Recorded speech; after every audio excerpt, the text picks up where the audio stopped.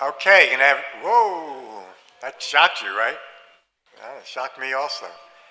Maybe you can tone that down some, or maybe I'm yelling, I don't know. We're going to start tonight's meeting. We've got some really bright young faces here who have an exciting presentation to make for us. We're really looking forward to that. But before we hear that, we have some business to take care of, starting with the determination of a quorum. District Clerk, please call the meeting to order. Yes, Mr. President.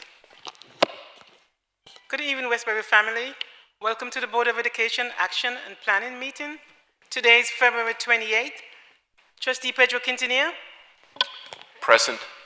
Dr. Ples Dickerson. Present.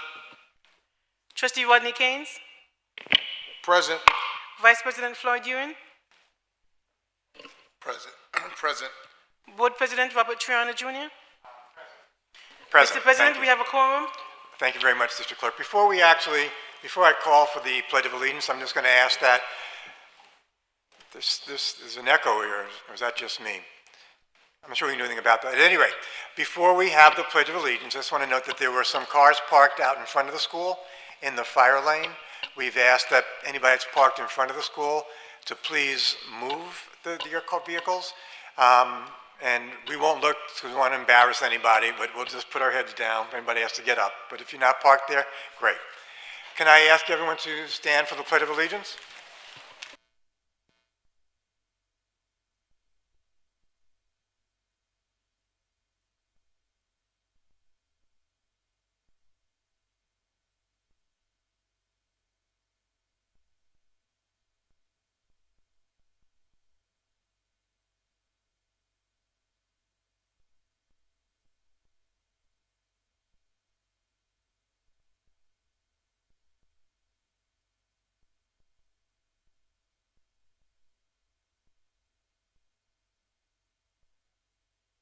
Can I have a motion to approve the minutes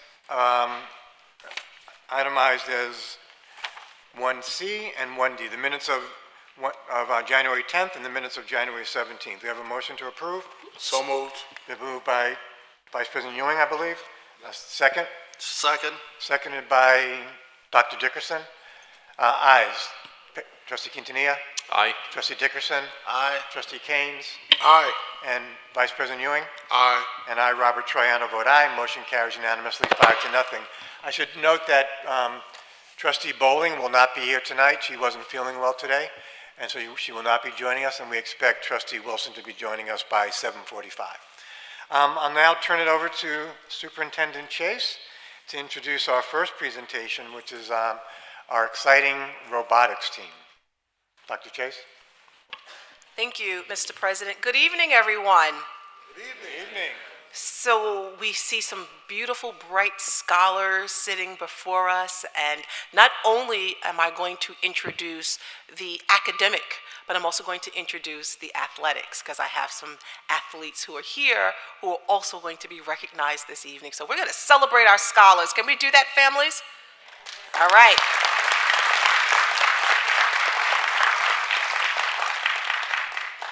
So we're having In support of it. Thank you. I'm going to be quiet now. No, keep going.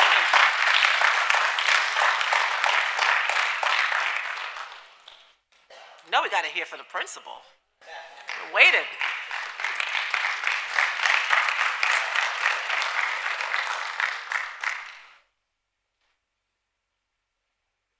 Similar to Mr. Keynes, I wasn't going to say anything either.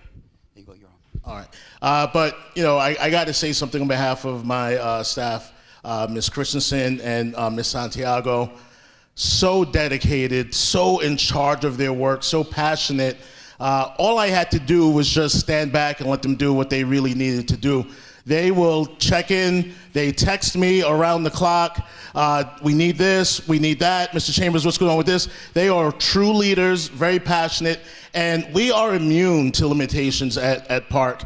This shows that, and we're gonna continue to do whatever is necessary to inspire our students. Mr. Rayner and Mr. Keynes, many a night, me leaving 4:30, 5 o'clock, they're just walking in to the building as I'm leaving, and I don't know what time they leave there. But The life-changing experience for me was being there in Huntington when they called for the awards round to kind of see, and we were just hoping to place in the top 5. And Selden was there, Setauket, Nassau County Schools, 28 different teams. And for us to be called first, there wasn't a dry eye from none of the Westbury people.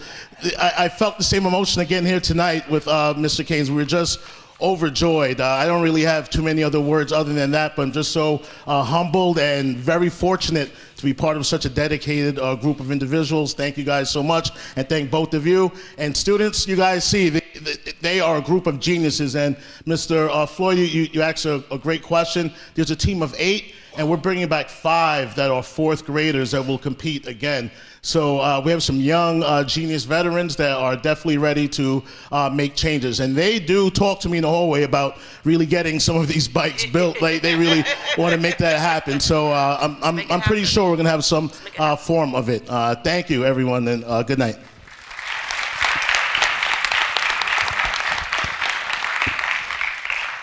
So, Mr. Gray, these young scholars, these techno dragons, are on their way to the middle school pretty soon. And so this is what you will inherit. And I know that you participated also in robotics competition, and we're so eager to hear what our middle school scholars are doing. So we also competed in the competition, and I have to tell you, Mr. Keynes was not only cheering on his team, but in the competition, he was cheering on everybody. That's right. Him for being at a loss of words kind of astounds me because he was so pumped up that day.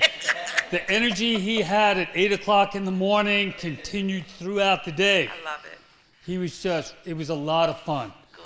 I'm really excited to get all the elementary schools into the middle school robotics teams. Right now, I am in the midst of working on the first robotics competition, the high school robot. And I've basically been living in this building. I kind of show up around 2 o'clock, and then somewhere around 11, I just kind of crawl out the back. I was here over vacation. I did get facilities kind of complaining, you want to be here again this Saturday, Mr. Gray? I'm like, yeah, Saturday. Got to be there Saturday. But our high school kids just are phenomenal. Mr. Keynes, Mr. Chambers came by and say, Milagros, you are awesome. I'm so glad to have her in my back pocket, pushing robotics. I think your team was awesome. You kids were the greatest. I love the hats. I love the energy that you brought. I'm really, really excited. Park Avenue, Powell's, Drexel teams, and the middle school, they were just awesome. And I'm really, really happy to be a part of it. Just a small part of it. So thank you. We're in 21 days, in 20 days, we are competing at Hofstra University, the 20th, the 21st, the 22nd. We're going to try and get all the elementary robotics teams to come on the Tuesday. Our robot is we're still working out the bugs and programming, and it's kind of unbelievable, but that's kind of what happens. Okay. We will show off that robot when the time is there, okay. But it's free. It's at Hofstra. It's a pretty exciting tournament. I bring a lot of my students to come. And if I miss someone or someone, I'm sorry, but I'm just kind of really, really excited for y'all. And That's thank awesome. you. Thank you. Thank you. As we close out this portion of our presentation, I think that it is appropriate that we also acknowledge the coaches of the other teams who aren't here. Drexel Avenue, Coach Caitlin Limke and Coach Gail Marquez.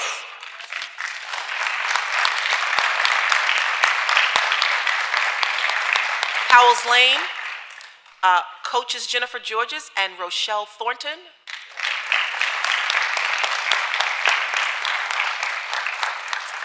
Thank you for being here, and congratulations. Good job. And you just heard from one of our middle school coaches, Mr. Bill Gray, but also we want to introduce Mr. John Swazi. Stand up, please. Show us who you are. I want to thank our educators for their commitment and, go ahead. Yeah, hi. and inspiring our students to find their greatness. That's what you're doing, and we appreciate it. So we want to thank those educators for all that they do. You know, I oftentimes talk about we are a school district that's focused on the AAA, right? The academics, the athletics, and the arts. Before I get to the athletics, I do want to bring everyone's attention to my left, artwork. At each board meeting, we display artwork done by our students, led by our fantastic art department under the leadership of Nydia Keaveney.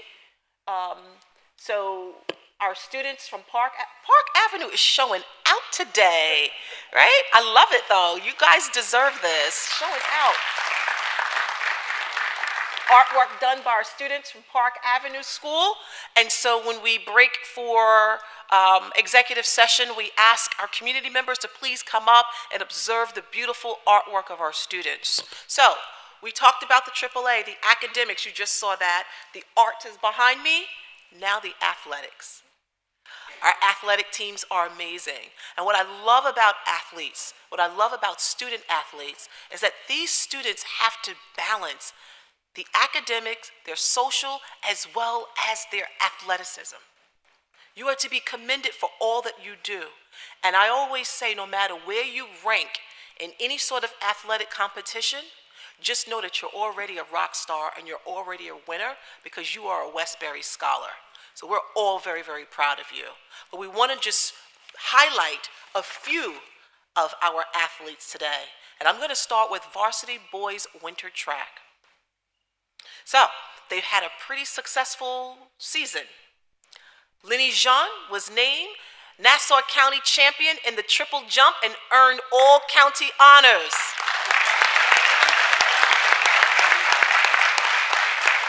All right.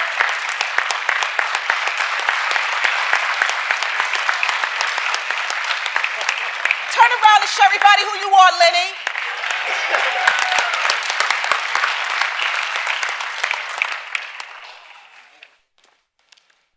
Cameron Hales was named Nassau County champion in the 600 meter and earned all county honors. Turn around, show them who you are.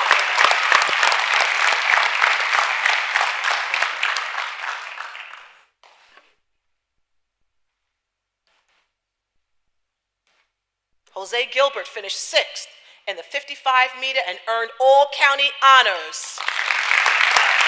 Turn around, show us who you are.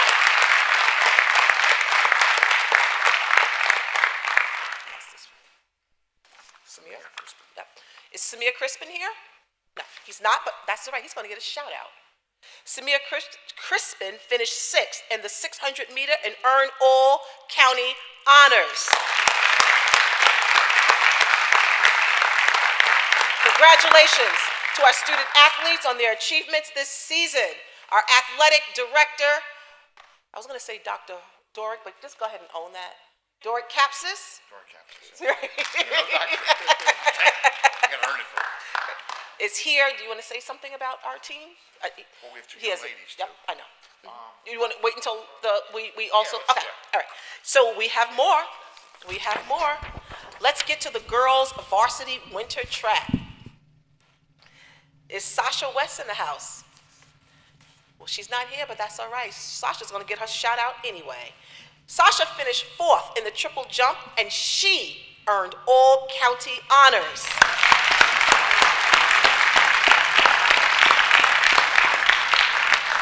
Is Elizabeth Santil in the house? Stand up, sweetie. Show everybody who you are.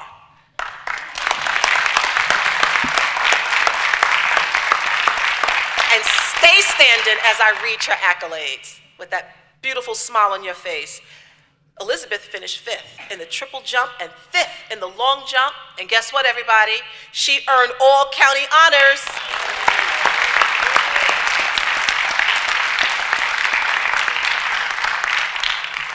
congratulations to our student athletes on their achievement this season.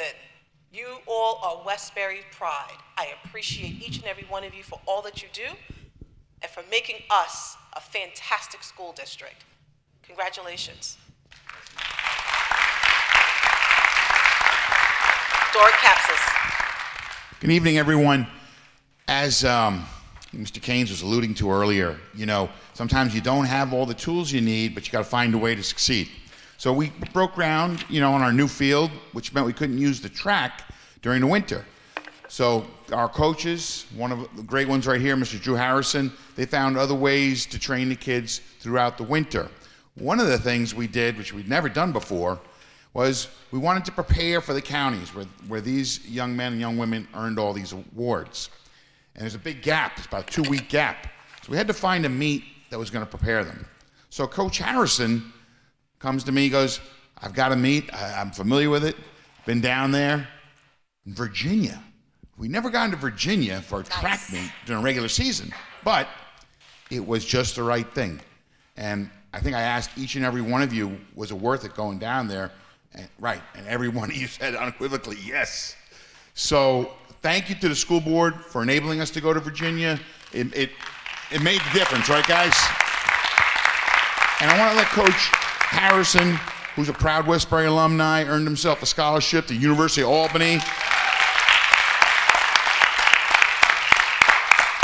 They had one final invitational meet, and they did pretty well there. I'm going to let you say a couple things about that. Please, Drew. Good evening, everyone. So first, shout out to everyone that earned all county honors. I do want to point out one student that's not here was Sasha West that we called. Sasha is a freshman. Oh, wow. Sasha is a freshman. She's in 9th grade, her first season in high school, and she finished all county already. All right?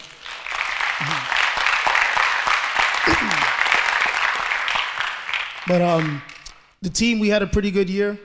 One thing that wasn't highlighted in the announcement was that our relay team is actually the 3rd fastest relay team, our 4x4, in Nassau County. That's over public schools, private schools. We're number 3, and we're really proud of them. We're looking to be number 1 outdoors.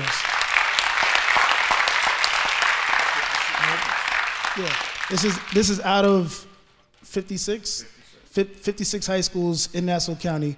We're ranked 3rd. Nice. And very nice. One thing about the track team, we're actually not that satisfied. I'm gonna be honest, because we should have been first. Okay. We got work to do. All right? So we got work to do. We'll get there. And they know.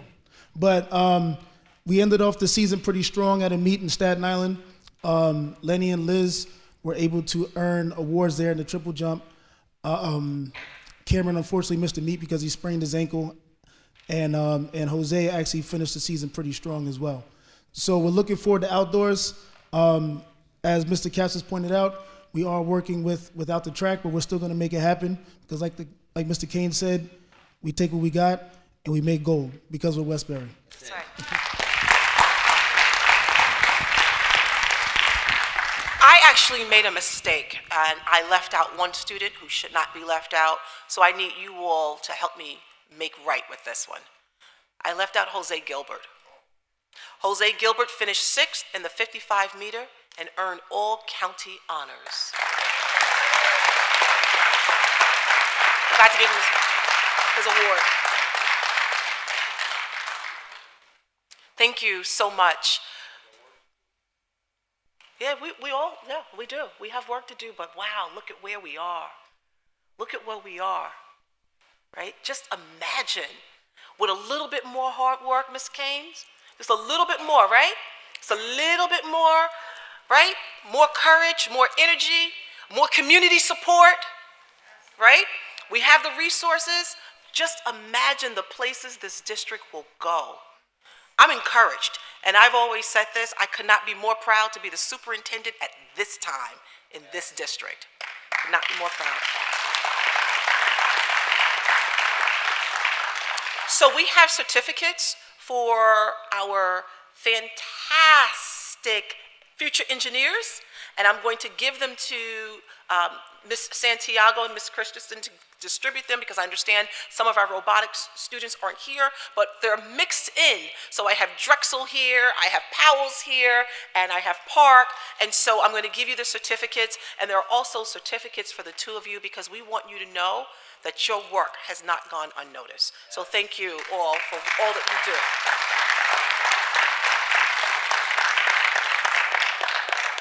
Okay, so families who are here, I know that we want to take our young scholars home, but we have two more presentations, and I would be most honored if you could stay. I understand if you have to leave.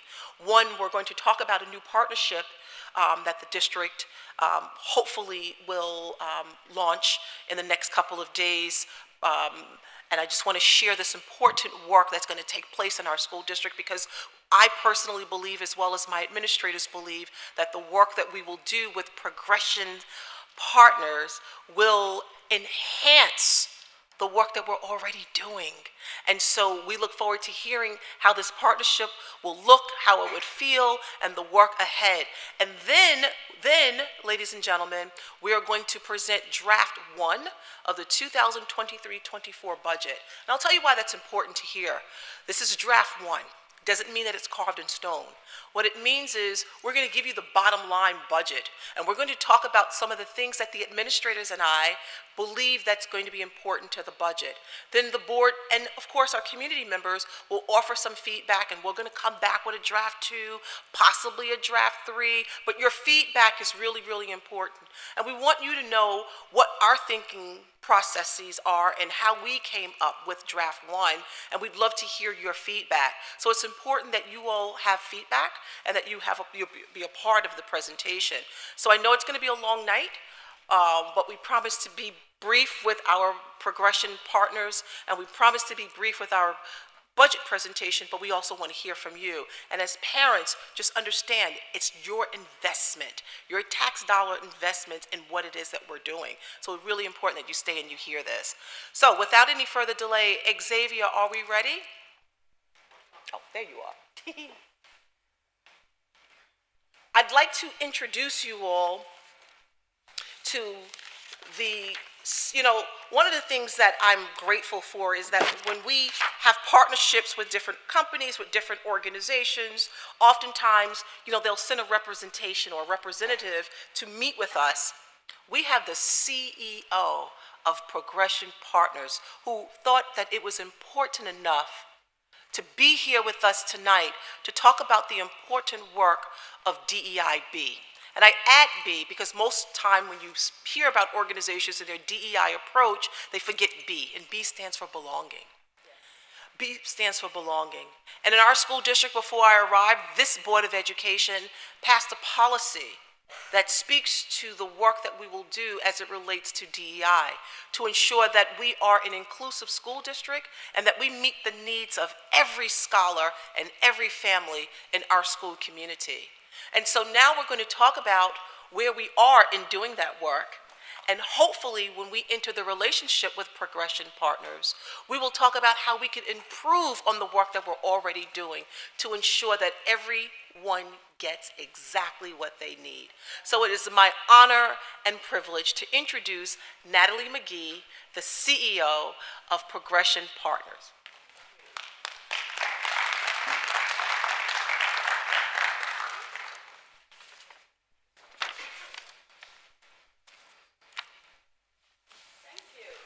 Thank you. I'm following some outstanding students. The work that you are doing and the commitment that we have with the staff and the students, I was sitting there thinking, wow, I wonder if they're hiring.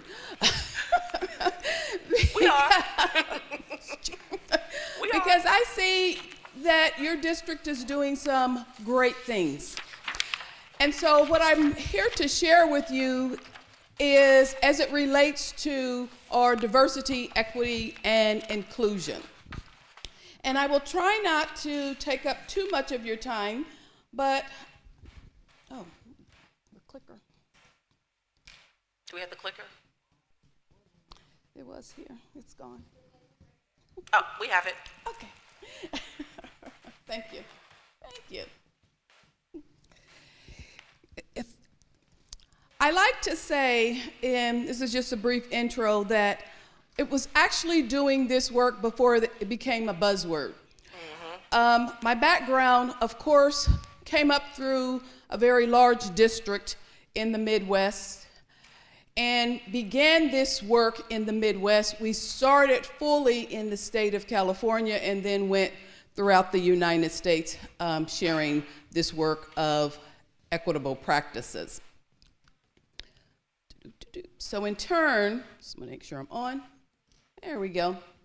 And that's just a nice slide of our website. In turn, we established Progression Partners, which is a consulting firm to help districts and schools actually transform the environment for more equitable practices on the campus.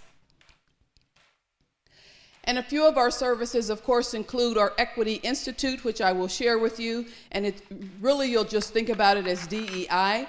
Our Equity Learning Walks. We also do the Equity Data Analysis, Site Coaching, Culturally Responsive Teaching, Implicit Bias, Anti-Bias Curriculum, and so forth. Our goal is to ensure that we connect with all students, and we do so well with all students. And so in turn, what I want to share with you on this evening is the why this is necessary, what is it, and then how do we actually get the work done. And so when we think about why, the why is because within our public school systems, we have changing demographics in American public schools. Our demographics have changed, are changing. But unfortunately, within our public schools, we also have very static changes as in who's in front of our students at times. And so we have to be mindful of how do we then connect with the students in which we serve. Because we recognize that everyone comes into our setting with their cultural background and their cultural makeup and who they are and their cultural languages. Our practitioners, our educators are coming into the setting with their cultural background. Our students are also cultural beings coming with languages and coming with their cultural background. Our schools themselves are actually a cultural makeup because we have policies, practices, values, behaviors, ways of being, which establishes culture. And then we have the neighborhoods and the families on which our schools reside is culture. And all of this culture creates cultural gaps and disconnects to how we engage across differences. How effective is our engagement across differences? And this is what we begin to take a look at. Also part of our why, we know that our Board of Regents has put forth some directives for us. And I have this on the screen, and I'm not going to read it to you, but you can just kind of take some snippets. And some of the things that they ask us to do, districts within the state of New York, is to refocus every facet of our work through an equity and inclusion lens. They also asked us to promote equitable opportunities that help all students to thrive, and particularly those students who have been far too long disenfranchised, silenced, or historically erased. So how might we elevate all of our students to do the best academically that they can? So as we think about our what, we also have some support in the what as it relates to equitable practices. And so we look at, is the environments that our students walk into, is it welcoming and is it affirming? Do we have high expectation and rigorous learning taking place? Is there inclusive curriculum and assessments? And do we have the ongoing professional development for our instructional staff to support all of our students? And those are the things that were laid out to help us. And they've provided some strategies to get us there. And in that promotion, and I'm going to buzz past a few of these, but in that promotion to help get us there, we have what we call our Equity Institute, which is our how do we get there? I like to think about it like this. How do we know where we are at as it relates to our equitable practices? I like to think of it like a map. You know, it says, well, you are here. And you go, yeah, this is where we are. Because if we can't identify where we're at, then how do we identify what's needed? So we have to do assessments as to where are we, and are we who we say that we are? And how do we know? Some of our within our Equity Institute, within our training, so we're looking at 4 Equity Institute sessions, and that's the content area. And then there are 3 Equity Action Plan sessions, and that's actually to move into designing a way forward as we move forward. We talk about equity through culture proficiency. Now, quick definition is, 1, this ongoing process by which the individual, that's you and I, and the organization is going to respond effectively and respectfully to all persons. That's a mindset. So how might we respond to differences? And so we want to respond in a manner that is going to recognize and affirm, value the worth of the individual, the families, and the communities, and protect to preserve the dignity of each.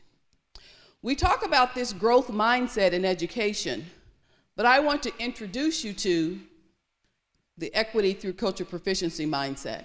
And it has to do with how we engage across cultural, racial differences, and how effective is that engagement? Are we affirming each other within the culture that we are, and to ensure that the value and the worth and the dignity of each are actually intact? And so to do so, these are a few of the resources that we utilize, this Culture Proficiency, a manual for school leaders. And so we take them through the Equity Institute training, utilizing the materials. All of our sessions are very interactive. They're not a sit and get and I stand before you as I'm doing now and everyone nods their head and says, that's wonderful, thanks for coming, right? But they're interactive to move us to a place of thinking. And some of the questions that guide our work is what barriers to student learning exist within our organizations, our districts or schools, right? What are our core values that we have established? And yes, we can have core values on paper, but do we have evidence therein within our campus that they're core values? Do we have healthy and unhealthy ways of being, healthy and unhealthy language, healthy and unhealthy policies and practices? So all of those are questions that are responded to within the training. Now, this just gives you a quick snippet of each of the modules and the questions that we address in the module. The first one is an introduction to the tools, which is culture proficiency. So how do we define culture? How do we define educational equity? Going back to how do we know? How do we respond to racial and cultural differences? And how do we know, right? And what does it mean to be proficient? You talked about our athletes. There's a mark, right? At the end, did we meet the mark? Did we not meet the mark? Did we achieve what we wanted to achieve? There's measurements there. And so we look at defining actually what culture is, because far too often when we think about culture, people run to race, right? But culture is deeper than race. Most of the things about culture are below the surface, right? I'm going on my presentation I had today. When we talk about 90% of culture is below the surface. That 10% is what you're looking at, right? So we have to unpack those things. And so in doing so, we also take a look back at the effects of the past and our role that are being maintained historically in the past, our educational practices, and I'm going to go quickly through here, and this is the transformation piece. So the transformation to equity requires at least these two pillars. One, system change. Two, mental model change. System change has to do with policies, practices, and resources. Mental model has to do with how we engage across differences. Those two things. To move us to equitable practices must be changed. Okay, I'm going to buzz past with time. Three, we take a look at achievements, opportunity gaps, achievement gaps. Those pesky gaps that historically have been nagging public schools for decades, right? And so how might we address those barriers to student learning again? And opportunities for, one, expanding the opportunities for students. So within three, we also think about our leadership team, because we want to move from tolerance for differences over to transformation for differences. And how do we know we're there? Well, when we're focusing on them or someone else as the issue or the problem, you're probably in tolerance. When we're focusing on our practices and things that are in our sphere of control, then we're operating in equitable practices. This is as simple as taking a look at what's our focus. Within the time of Module 3, we conduct what's called our equity learning walks. Now, the learning walks are actually walking the campus to see where equitable practice lie. I asked you at the beginning, well, how did we know? Well, we have to assess, right? We have to assess what our practices are currently for each of our campuses. And our equity learning walks gives us an opportunity to assess what's happening. Now, you'll see on the screen, it is not evaluative, it is not individual evaluative. So we are not going through evaluating teachers. You guys handle that already, so we don't need to do that, right? What we are doing is evaluating the systemic culture of the environment as a totality. That's the evaluation. It's a we and not the individual. So how are we doing? What are we doing collectively as a campus? And so the equity learning walks are designed for each individual campus. And within those walks, the team that is in, the members of the Equity Institute team, they take the walk. So it's not that my team of consultants come in and walk your campus and take notes and jot down and nod my head. Nah, that's great. The team that goes through the training actually also are participants in the equity learning walks. So they're taking notes. They're getting garnering information. They're getting that input to take back when we move into our Equity Institute to create a plan of action. Progression Partners does not write your plan. The team creates the plan. We provide the guidance. In terms also within this time, we provide what's called equity focus groups. And our focus groups serve where we speak to community members, parents, students, and we ask them questions, aligned questions, to garner feedback as, well, how are we doing as a school campus? How are we doing? It takes us deeper than a survey. It gives us more information that it provides us more information than a survey is going to provide us. Now, our equity learning walk, our equity focus groups become data points for creating a plan of action. So we just don't jump in to create a plan because we think that's a good thing to do. So we're not throwing darts at a board and hoping something sticks. We're going to think about what are the things that this campus actually needs to move us forward. What's the benefits for this particular campus?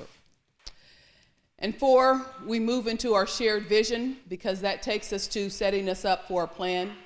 How might we ensure equitable practices for underserved students? And what would it look like?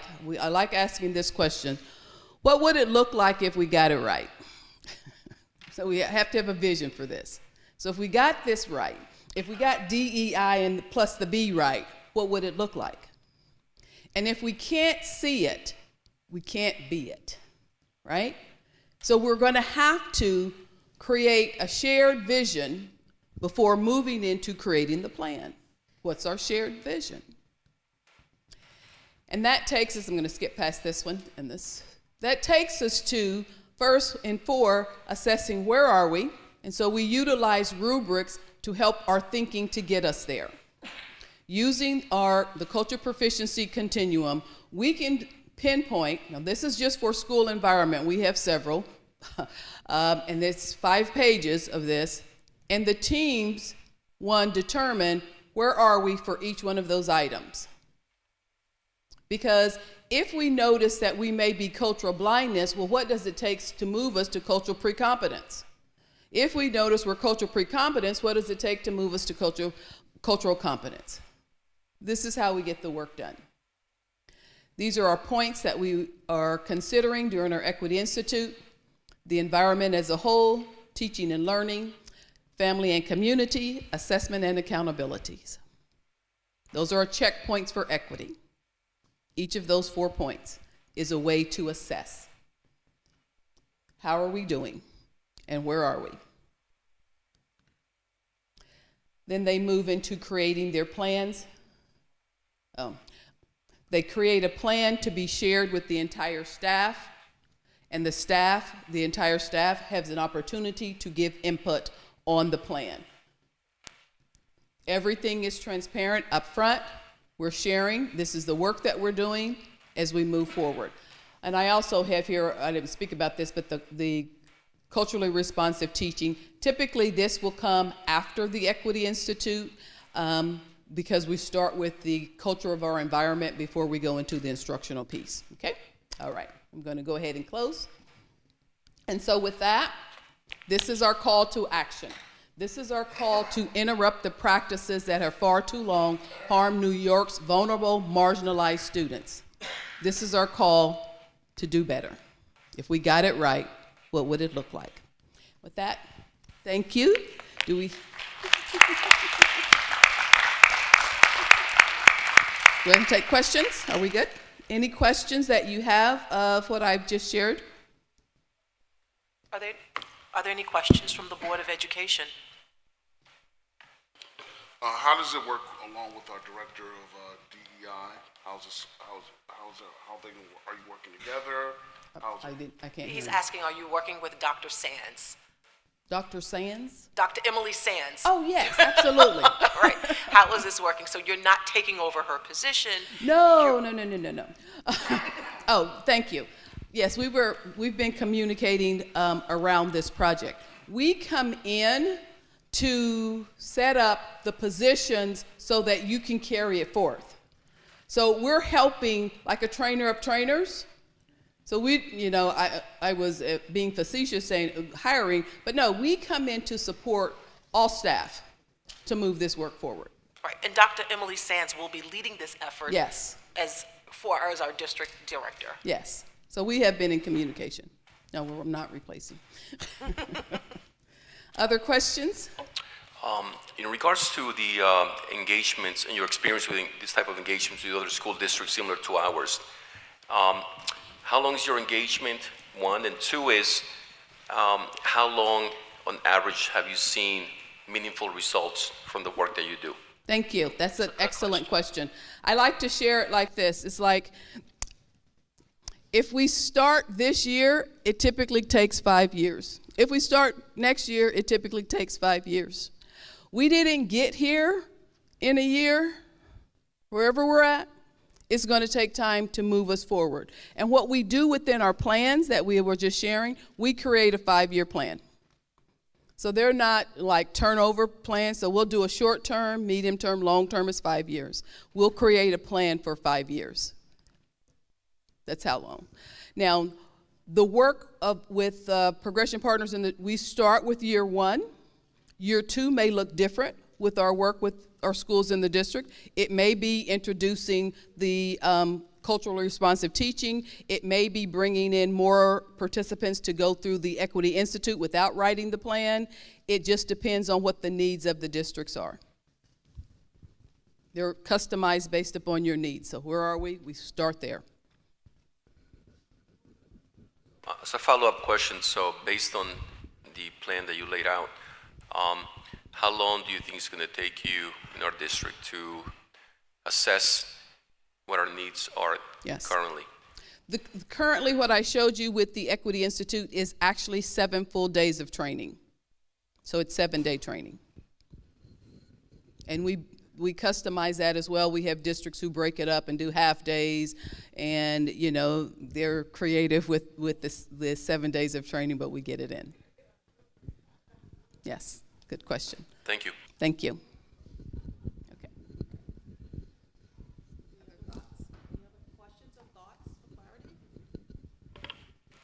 All right. Thank you. Ms. McGee, we thank you so much for sharing the possible work that we will be doing together to propel our district forward in its DEIB work. Yes. Okay, thank you.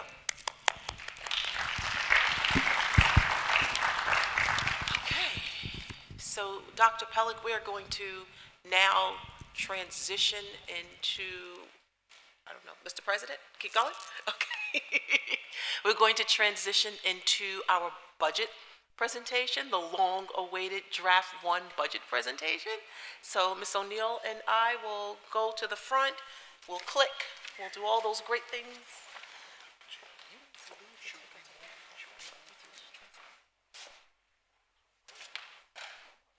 Is the energy machine in the way? I would hate to move it. Okay. Thank you all for this. Good job. Thank you.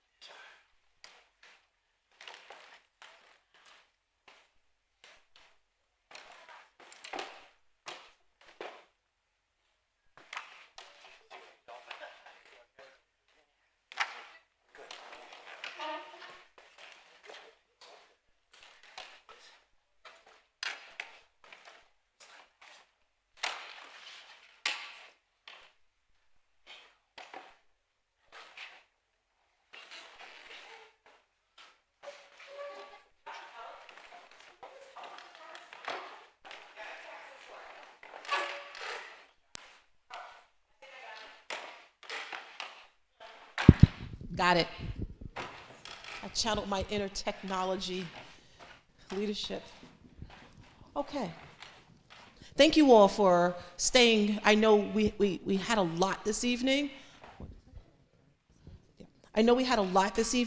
But we felt that, you know, presenting our scholars and just sharing what we're going to be doing in terms of the DEIB work was just really important. It sort of jibes very, very well with introducing you all to Draft 1 of the 2023-24 budget, which is a vision of excellence.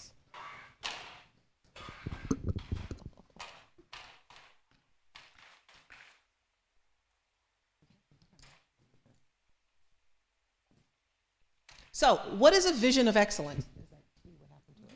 What is a vision of excellence? And why does the budget have anything to do with a vision of excellence? Well, the vision of excellence for our scholars is everything that we do here at the school district. And so we need those resources in order to propel our district to that world-class status that we spoke about when we introduced you all to a new era. You see, we're not going to stop until we are able to quantitatively and accurately demonstrate that all scholars and by all mean all, are achieving at or above their capacity to learn. And so we believe that the 2023-24 proposed budget exemplifies just that.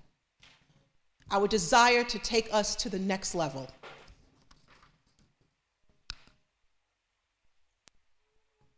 So, as our executive summary, we will be presenting a proposed budget that has no increase to our taxpayers. So let's just start with that. No increase to our taxpayers. $15.1 million for instructional programs and $8.8 million for our support services. Let's start with instruction.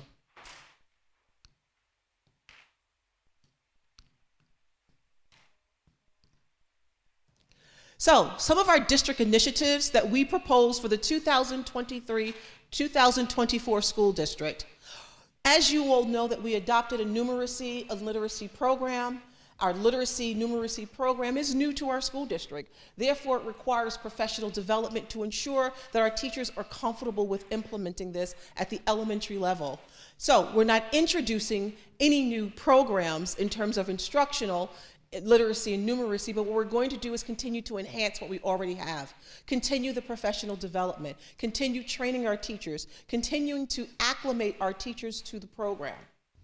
As you are aware, we are a school district that is focused on becoming an international baccalaureate world school district, and we're excited about our status. You may have heard last year that we've earned candidacy status, which means that we are one step away from becoming a fully authorized district. But there are some things in which that we need to do in the 2023-2024 school year in order to qualify for full authorization. And one of which is to begin the curriculum writing for our IB courses at the high school. And so that work will begin in the 2023-2024 school year, and the IB organization main office wants to see that we have demonstrated our approach to how we're going to educate students to ensure that they earn an IB diploma. And so there's much work that needs to be done in that area. We want to continue in the next school year with our WINS period, and with our WINS Academy. And WINS is an acronym for What I Need on Saturday. This year, our Saturday Academy focused on the STEM and STEAM. It focused on theater works. It also focused on financial literacy and debate. We're going to continue in that effort, and at the end of this year, we'll be working with our department chairs, our district-wide chairs, to see what our WINS program will look like in the next year. We hope to start our WINS program early in the next year, as early as September, to allow our scholars more time to engage in a Saturday program. One of the things that we also would like to do in the next year is to empower our library media specialists to support literacy program, in particular, information literacy. Information literacy, as many of you know through research, that the state of New Jersey has adopted that model. And what students are doing is basically learning how to discern fact from fiction when it comes to information. Each and every day, our students are bombarded with information through social media, and we want to be able to help our students with research. We want to make sure that our students are using social media properly and that they're using research skills properly. And we believe that our library media specialists can be used differently and that they can support literacy in our classrooms. We want to explore the expansion of world languages. When I first arrived to this district, I talked about expanding our world languages. If we're going to be an IB school district, Ms. Shahana, we've got to have to walk the talk. That's what we talked about earlier, right? One of the things that we would like to do is explore Mandarin Chinese, starting with our earlier grades. And again, it's an exploration, but an exploration, is going to require resources.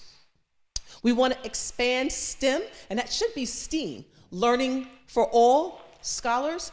I don't have to explain why that's important. You saw today why that's important. You saw these beautiful 4th and 5th graders show you why it's important that we invest in STEM, STEAM for all scholars and not just for some. What we've noticed in our school district, and we've had a conversation with WTA about this today, is that we need to do more work in the area of social studies. At our elementary schools, we spend a lot of time with numeracy and literacy. We've also now made sure that we infuse science in our academic day by hiring science specialists and utilizing Patty Muller, who is our district-wide science chair, a little bit different. But what I haven't heard much about is social studies. What about social studies? By the time our students get into the middle school, do they have the content base? Fourth grade social studies curriculum requires students to learn about the state of New York. Are we giving our kids that opportunity? And what I'd like to do is not only learn about the state of New York, I'd like to integrate Dr. Dickerson, a study on Westbury. These kids need to know where they live. They need to know about their culture. They need to know why things operate they do in Westbury. But we do that through the content learning of social studies. And so one of the things that we'd like to do is to have a focus on social studies at our elementary schools so that we can prepare our students for the content-based work that they'll do when they get into secondary and beyond. Of course, we want to integrate SEL into the content areas. SEL should never be a standalone. SEL must be integrated in the content areas. And so we're looking forward to working with Dr. Williams. And now we have SEL coaches in our school district. Each school has an SEL coach. I met with these eager individuals, and they're so excited about the work that we're doing. So now it's time to take it to its next level by integrating it into the content areas. We're going to continue our implementation of our ARC program, our American Reading Company. We're doing extremely well in that, but we want to continue to enhance, again, so that our teachers are comfortable. Professional learning communities will remain in our school district. It is the mainstay. I want to just talk about that last bullet. We have a great theater program in our school district. For our Saturday Academy, our theater group is doing an amazing job. They're going to be putting on a production for us at the end of the year. I believe that we have such talented students in the school district, and what I'd like to do is enhance what we already have with the theater arts, with the performing arts, Dr. Kenton, by working with a theater group to come into our school district to work with our teachers and our scholars so that students in this district will perform Broadway-style productions. That's what we believe. So those are some of our academic initiatives, and we will continue to work with WTA, with our administrators union, and with our other constituents, because some of these may be enhanced or we may even add more to it. Come on, clicker. Come on, clicker.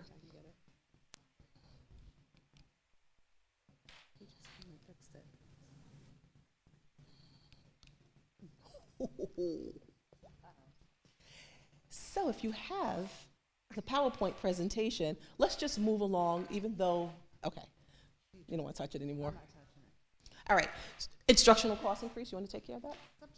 All right, so there will be cost increases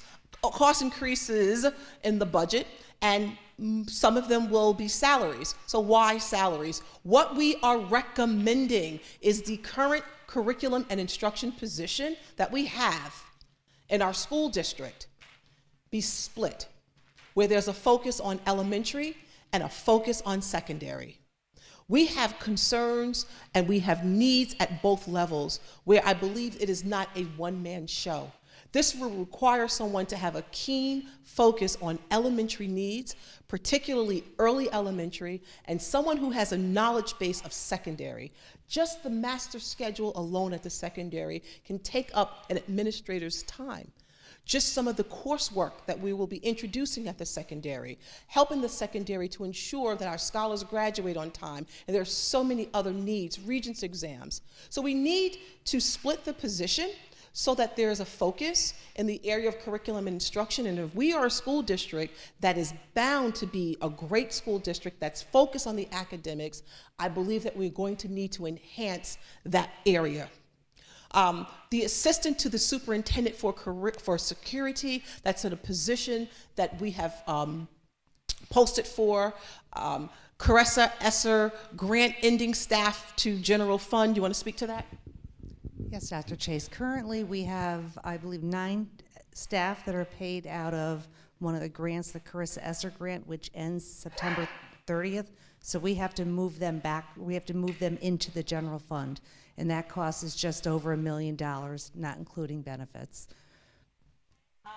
We're so proud of the expansion of our athletic programs. We are proud that we are a school district that will have a girls' flag football team. We will also be introducing lacrosse. Ow, right? Yes. So we're so excited, and we're excited that this will also be included in the budget, as well as fencing. Athletic co-curricular salaries, there will be an increase.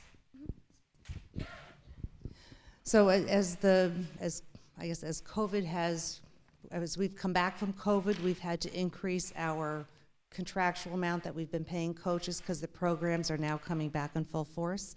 We have funding set aside for IB curriculum writing, as well as an increase for academic tutorials and sixth period assignments, and those are based on prior year expenses. We also have $3.5 million in contractual salary obligations for instructional staff. And if you'd like, Dr. Chase, I can go over the contractual. So we have approximately $4 million in contractual increase costs over the instructional area. You'll notice that when you look at the line-by-line item budget that's on the website, there's a line that's specific for $2,336,683, and it's labeled, it's high impact set aside. In the governor's budget, there's a line item for high impact set aside, and we're really not quite sure what that is or if we're actually going to get it. So it's in our revenue as well as a line item in our budget. If in the event that we don't get it, we know exactly where the money's coming out of. It's in one single line item until we get further clarification on what we can and can't do with it. We have the normal increases in special ed contractual services, and that's really based on the number of anticipated special needs students as well as increased costs. We have set aside funds for diversity, equity, inclusion of $235,000. The IB program of $37,500. Keep in mind, Dr. Chase, we do have some other funds grant funded for that, so that's not the only part that we have set aside for IB. We've set aside an additional $41,000 for robotics, art, music, and phys ed. Professional development for $261,000, and miscellaneous contractual items for $111,000. And we need to set aside money for a new clicker. We just don't know how to use it. When you look at the budget, the instructional cost in the BOCES is $3.3 million, and as I mentioned at different times, we're waiting to get the final, we now have the final BOCES numbers, so we are going back and reviewing those. But we do have an increase in special needs students. We also have an increase for professional development of $50,000. We have SEL, social and health services of $47,954. Our occupational education program has increased due to the number of student participation. So we've increased the budget by $221,000. Technology support for $438,000. Can you explain the technology support? Sure. So we buy a lot of services through BOCES. It could be additional computers, and as we purchase those types of things through BOCES, we'll get aid back on the next year. And actually, the perfect person to speak about technology would be Dr. Pellick. Okay. We have additional funding for our ENL and ELL learners, as well as testing and exams of $19,800, and another $68,500 for summer school. So with testing and exams, what we do in our school district is for grades 3 through 8, we actually send our testing exams out for scoring. So that's where that number comes from. And okay, and then I have some what I call miscellaneous. I didn't know how else to label them, of just over $2 million. We have tuition for charter schools and special education, and for special education students. Special education is $861,000, and charter schools is just over $200,000. And again, those increases are due to the increase in number of students, as well as increase in tuition rates. We do have an increase in software, library, and textbook of $335,000. That's something that we will be reviewing with the administrators and maybe looking back and moving some of that to a supply to support the ARC program. We also have building and department level supplies of $631,000, as well as an additional $342,000 for equipment that the buildings and the departments have requested. Basically, during the budget process, everything that the buildings asked for and the departments asked for, they received with very few exceptions. Then we applied another $8.8 million for support services. Can you just click it for me, Xavier? Thank you. Okay. So our support services basically includes anything non-instructional.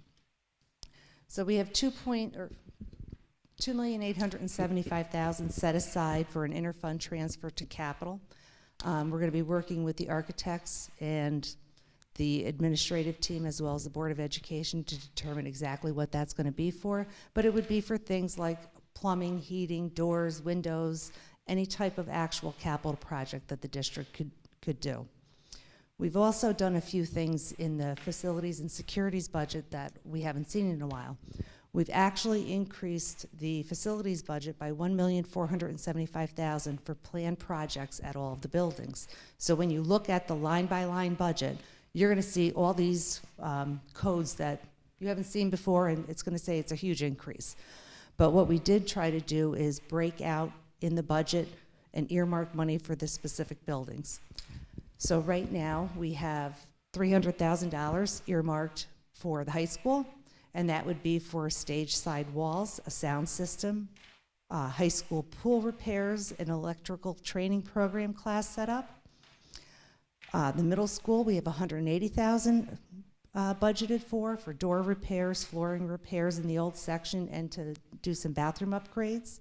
At Dryden, we have another $180,000 for bathroom retiling, PA repairs, and portable repairs.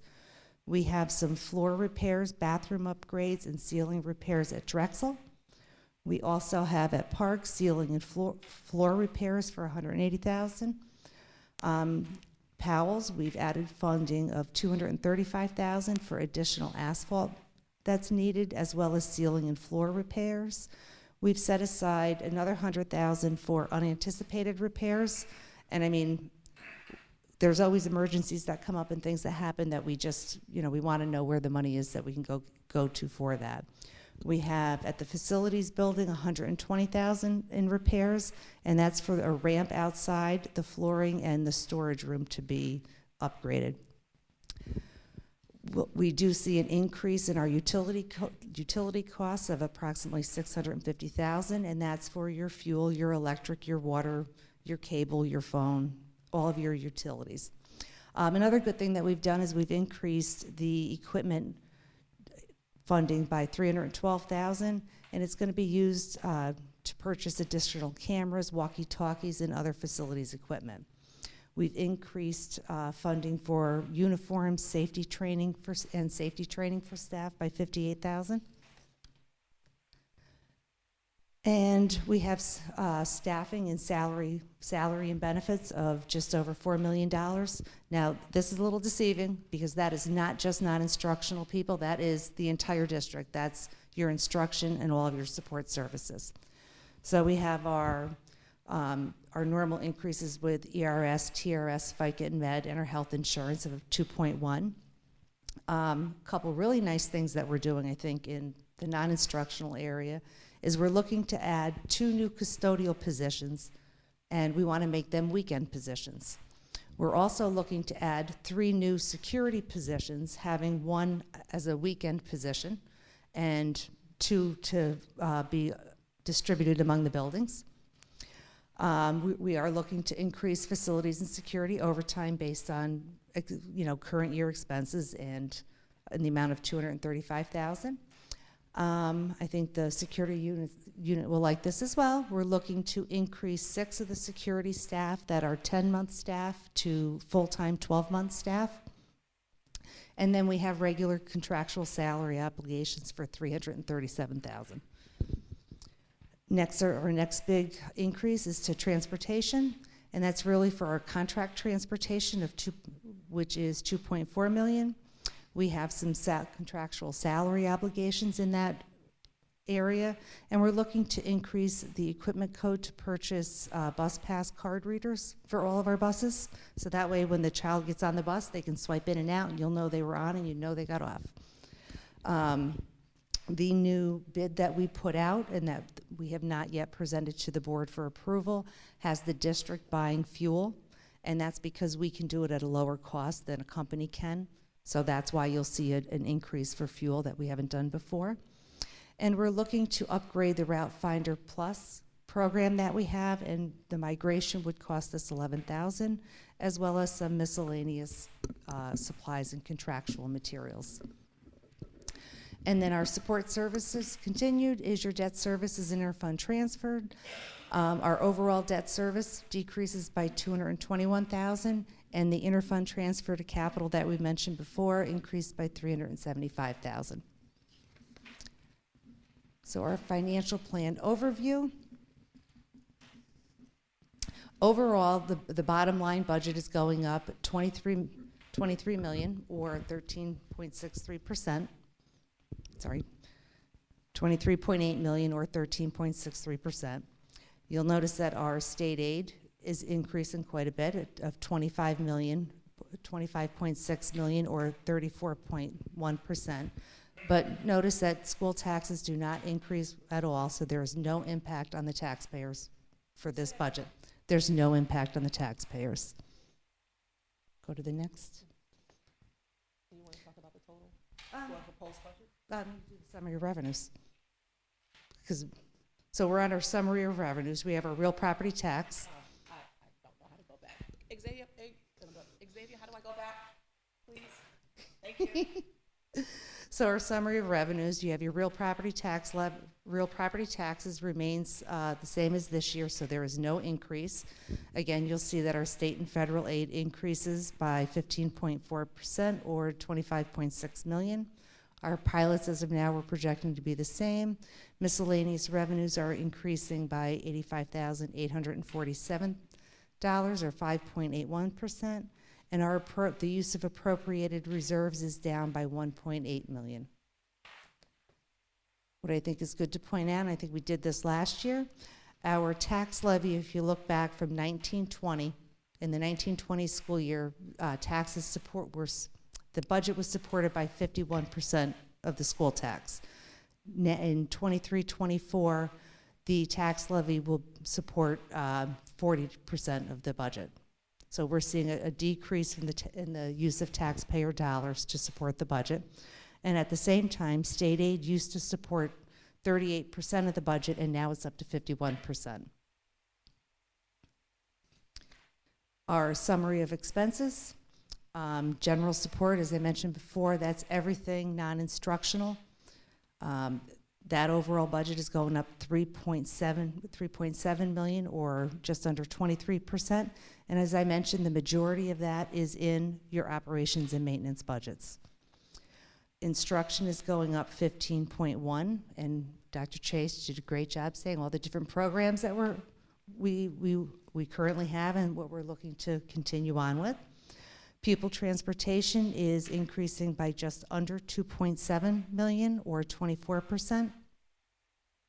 Community services has a slight increase of $750. I know the percentage looks high, but it's only $750.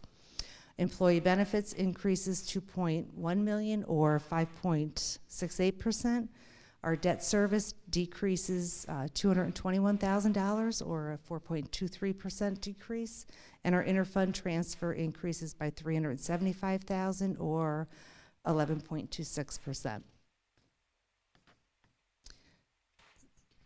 So our next steps, we do have our email that we can have is budget@westburyschools.org.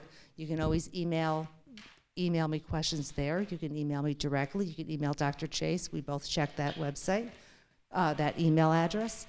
We also have on the website the line-by-line budget as well as the presentation.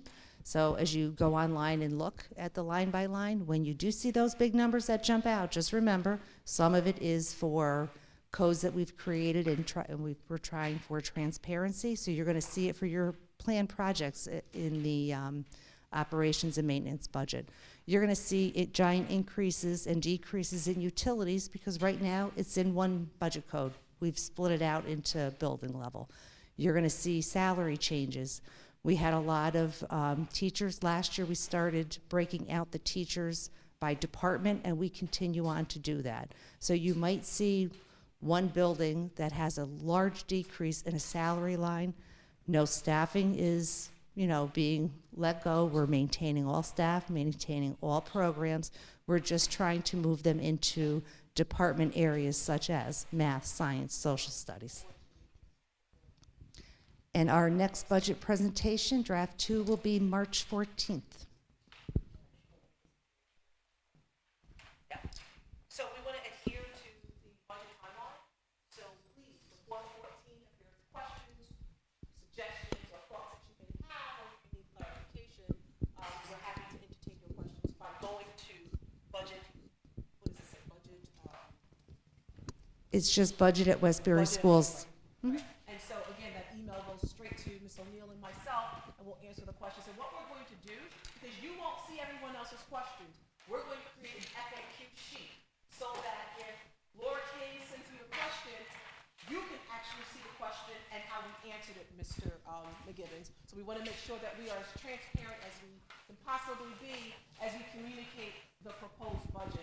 We know that our school board will be sharing with us things that they might want to enhance, might want to modify, change around in the budget. So when we come to you with draft 2, just know that we're taking some of your recommendations as well as some of the board's directives, and so it might look slightly different, but the bottom line will not change.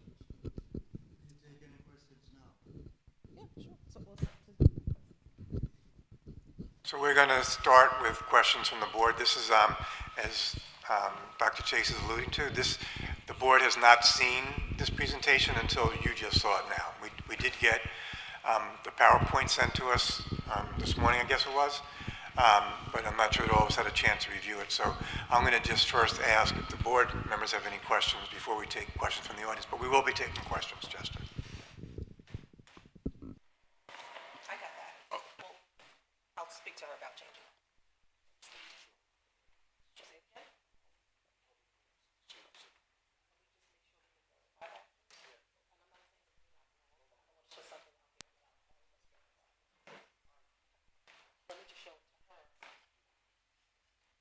Does anybody on the board have any questions?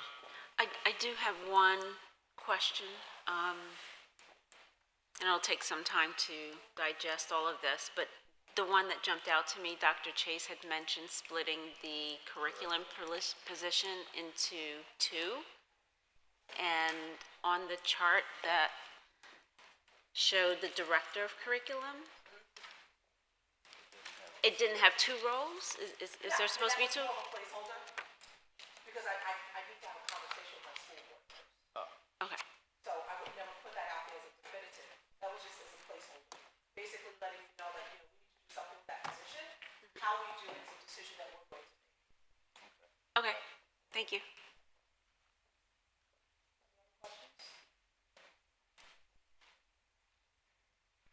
Okay, and if anybody from the audience would like to ask a question, now would be a good time to come to the mic. And then those of you that are watching on the live stream, you may want to put your questions, if you have any, into the chat.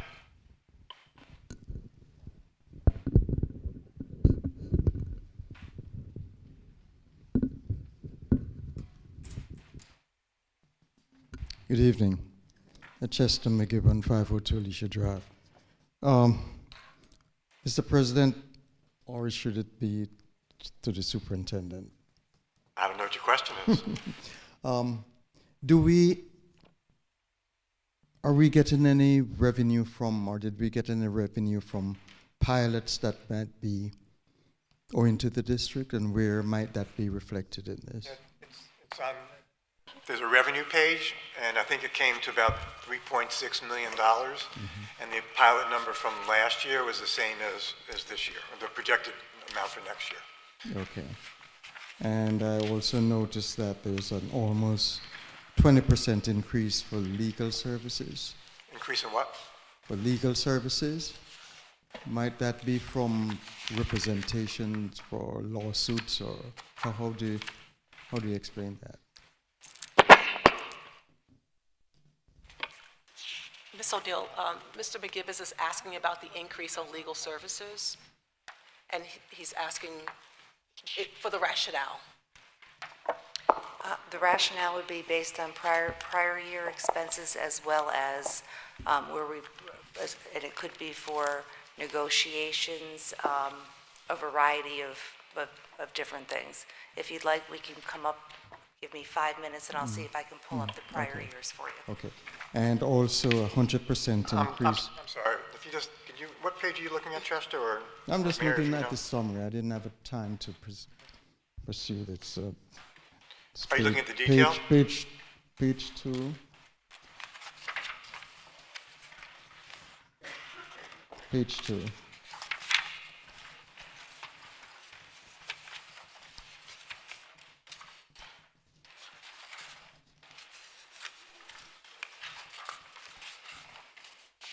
Can you show me what it looks like? Are you looking at the detail, not the PowerPoint? Yeah, he's looking at the detail. I'm looking at what? Page 2 of 3. 2 of 3? 2 of 11. Well, there are several packets, so.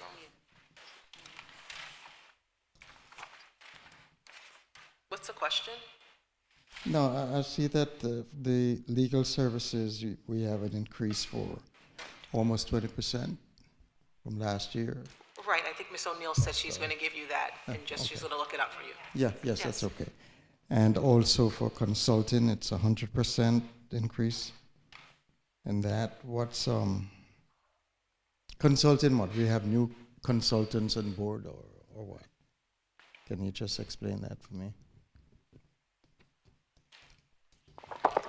Again, I'm trying to pull it up. Give me 1 second. I think, Chester, before you excite anybody about it being 100% increase, I think we should note that it goes from 3,500 to 7,000 in a $198 million budget.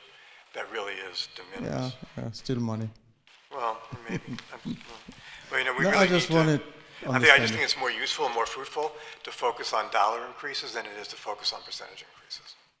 Okay.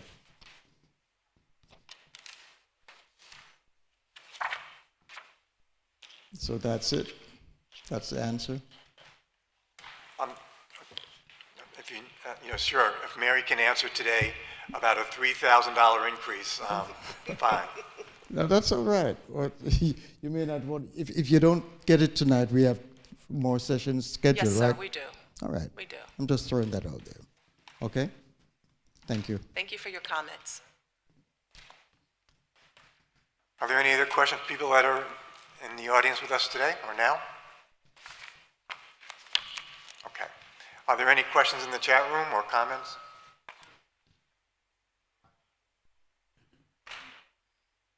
There's one question from Izzy Hamlow. Isabella Lomax, 565 Jefferson Street, Westbury. Last year, there was money allocated to determine the feasibility of expanding to full-day pre-kindergarten. Where are we with that initiative? Money allocated. I will say that we've engaged our architect, as well as our facility administrators in conversation about the expansion of a pre-K program. And in a couple of weeks, we'll be speaking to the school board about some possibilities. So hold on, Ms. Lomax, it is still on our radar. Another question came from Carmelina. Carmelina said, yay, look at our fabulous Dryden friend, great picture. So I think that she's speaking about one of the slides that displayed our spelling bee champion, which was a Dryden Street student. So we thank you for acknowledging that.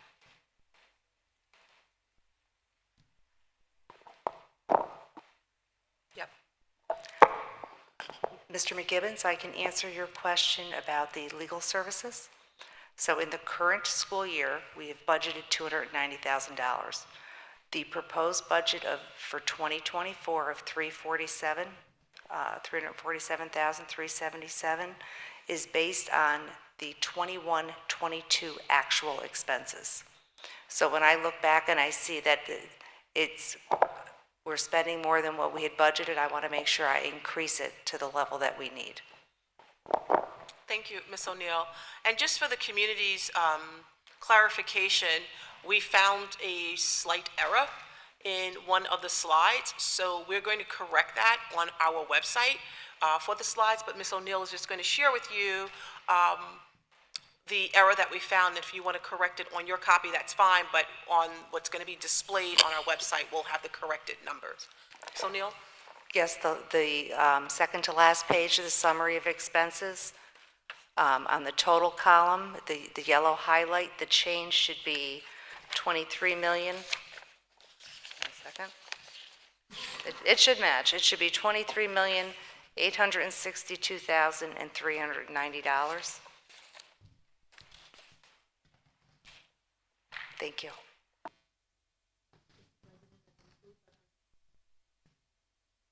Okay, thank you for all the presentations. We are now going to move to the, well, just before we move to the voting part of the agenda, we're going to invite people to, again, come to the mic. If you have any questions about the, either tonight's agenda or anything impacting the school district, other than the budget, which we've already covered, please come to the mic now. And again, those of you that are live streaming in, please put any questions or comments you have in the chat room. Yes, Chester McGibbon, 502 Alicia Drive. Mr. President, I noted towards the end of the summer, and it's still there, two huge piles of dirt, soil, at towards the back of the play field. The high school? Yes. Dr. Chase. There were some movements towards the end of the summer, and then all of a sudden it stopped. But what is that about? What's going on there? Dr. Chase? Yep. Thank you for your question, Mr. McGibbons. I'm going to pass that question on to Mr. Stein, who's here from our facilities department, who can share with you where we are with the piles of dirt and why it appears as if that work has stagnated. Okay, the piles of dirt with the topsoil, the top sections of soil that were removed that'll make room for the stone and the drainage that will be going in under the new turf. That the soil has been piled there and it will be removed in the coming weeks. Could it be the soil, is it contaminated There is an arsenic component that was in the soil, and it was discovered that mostly comes from farming, particularly. Other school systems in the area have had that condition, and we're looking to remediate that, and we're getting prices on that at this time. And your waste management company? Can you give Mr. McGibbon the mic? The name of the waste management company that's doing that? The project is being handled by Landtech, who's handling the entire project. The current team at Landtech is reviewing Basilico materials to wash the material versus carting it to a landfill in another state. You see, as an industrial hygienist who have done my fair share of soil sampling, I was just wondering if there are contaminant and the particulate dissemination of such contaminants as you say, arsenic. I was just wondering why wasn't it covered with tarp or something like that? It's just left bare open like that. Were you instructed to have it covered? No, actually you weren't. We had the soil was tested by Landtech's testing company, and then it was tested by EnviroScience, the district's testing company. There was no recommendation from either company that the soil be covered. It was not considered dangerous. And was arsenic the only contaminant there? Chromium, maybe? There was arsenic and chromium.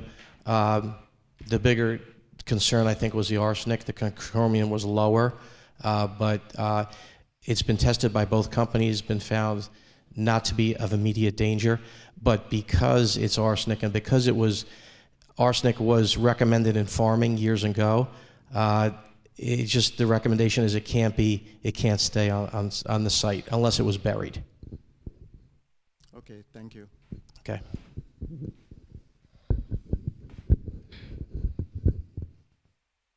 There are no other questions in the chat.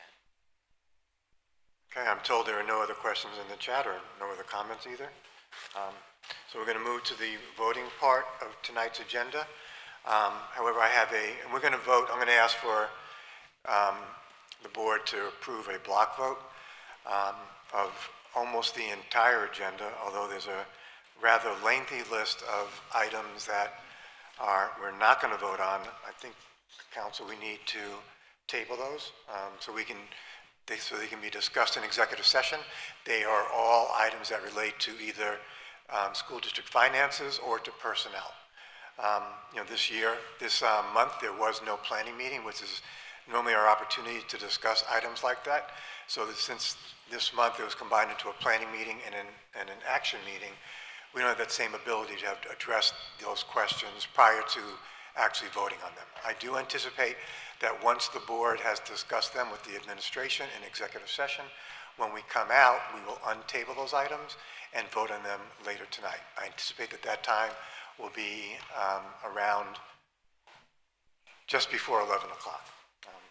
The list of items that I think, council, I have to ask for us to table them are as follows: 5F, 6S, 6T, 7D, 7K, 7O, 7P, 7Q, 7R, 7S, 7T, 7U, and 7V.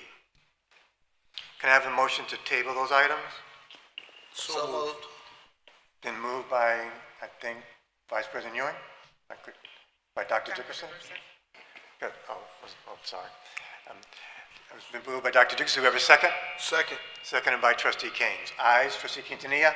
Aye. Trustee Wilson? Aye. Trustee Dickerson? Aye. Trustee Keynes? Aye. Vice President Ewing? Aye. And I, Robert Troiano, vote aye. Motion carries unanimously, 6-0. May I now have a motion to block vote all of the items that on tonight's agenda that were not called for a vote to table? So moved. Been moved by Dr. Dickerson. Do we have a second? Second. Seconded by Vice President Ewing. Ayes. Trustee Quintanilla? Aye. Trustee Wilson? Aye. Trustee Dickerson? Aye. Trustee Keynes? Aye. Vice President Ewing? Aye. And I, Robert Troiano, vote aye. Motion carries unanimously. Is there anybody we want to mention that's being hired?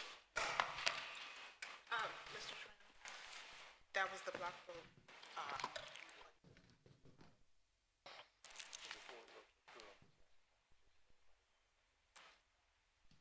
We have two new members of the Westbury Union Free School District family. We ask that those two members please stand. Ladies, you can stand. Yeah, go ahead.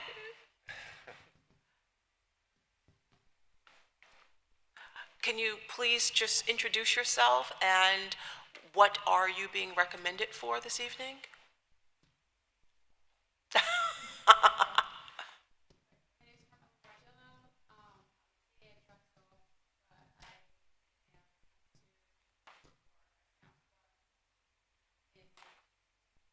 Central office. Okay.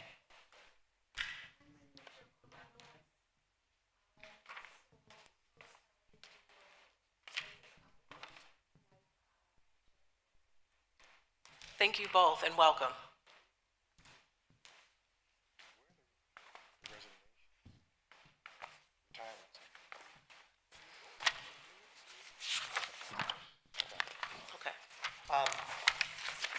I'm sorry, I just want to welcome you to the Westbury School District, and as our district clerk often says, welcome to the Westbury family. And if Trustee Bowling was here, she would add, Westbury love is real love. So I hope you come to feel that way with us, and actually I think one of you has been here with us already. So I hope you're happy in your new position.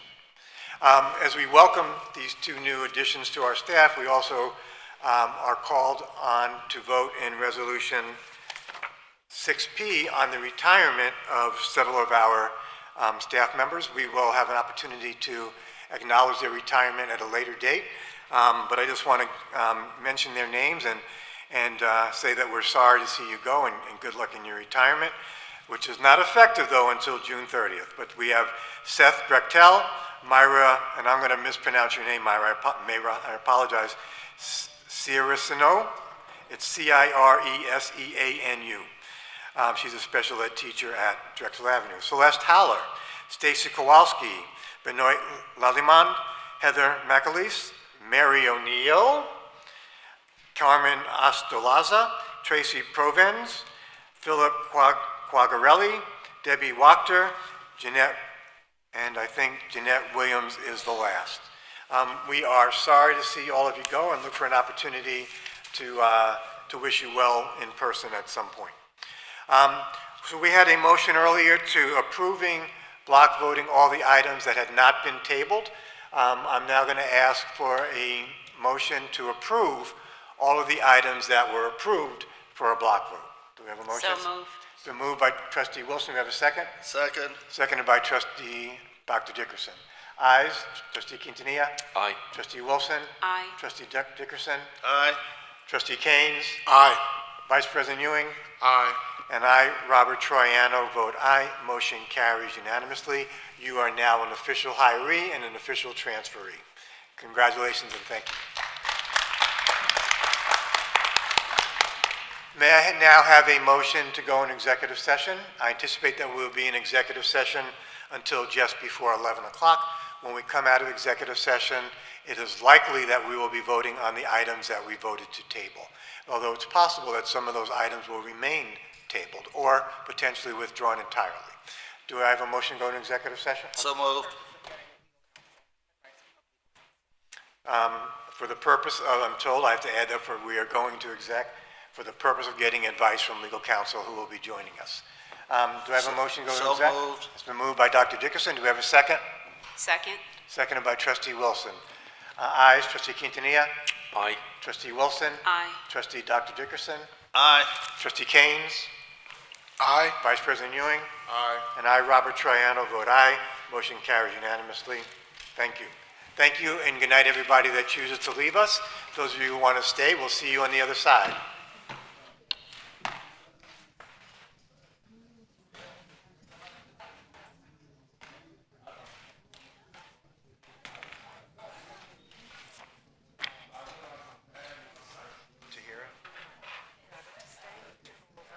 Yeah, we should.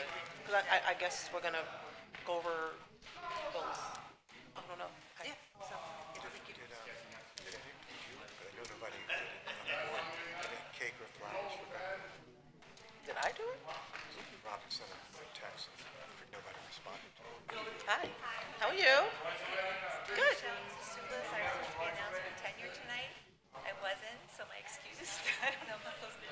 Well, apparently you earned it, but we should have made an announcement. I am on here. I think it's in like 6 sections.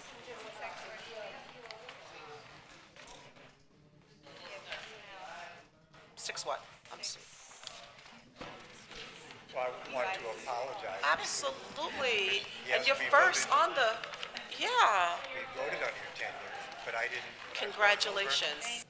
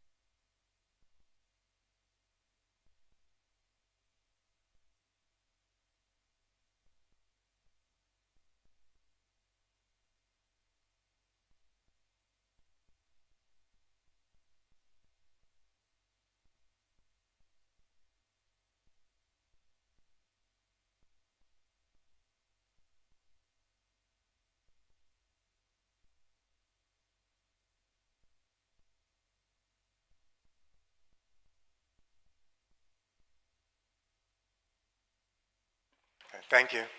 Okay, we are now back from executive session.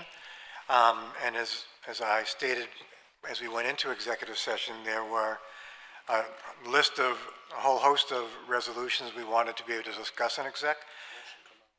Oh, thank you, Floyd. And Vice President Ewing has reminded me that we have to have a motion to come out of executive session. So can I make a motion can I have a motion to come out of executive session? So moved. Moved by Vice President Ewing. Do we have a second? Second. Second by Trustee Quintanilla. Ayes. Trustee Quintanilla? Aye. Trustee Wilson? Aye. Trustee Dickerson? Aye. Trustee Keynes? Aye. Vice President Ewing? Aye. And I, Robert Troiano, vote aye. Motion carries unanimously.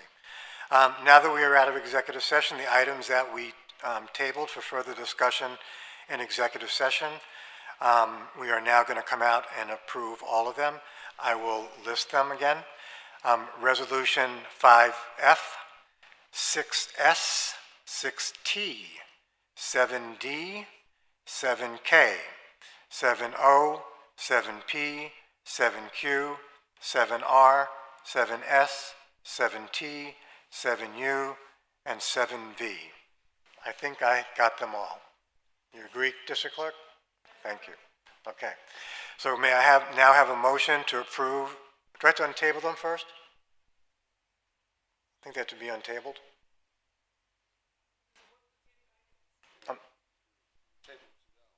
I'm sorry?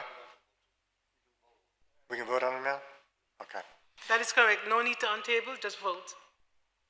Make a motion to vote Yeah, I'm asking for a motion to vote for to the tabled approve those items. That is correct. So moved. Been moved by Trustee Quintanilla. Do we have a second? Second. Seconded by Trustee Keynes. Ayes. Trustee Quintanilla. Aye. Trustee Wilson. Aye. Trustee Dickerson. Aye. Trustee Keynes. Aye. Vice President Ewing. Aye. And I, Robert Troiano, vote aye. Motion carries unanimously. Motion to adjourn, please. So moved. Moved by Vice President Ewing. Second. Second. Seconded by Trustee Quintanilla. Ayes. Trustee Quintanilla. Aye. Trustee Wilson. Aye. Trustee Dickerson. Aye. Trustee Keynes. Aye. And Vice President Ewing. Aye. And I vote aye. Motion carries unanimously. We are adjourned. Thank you, everybody. Good night.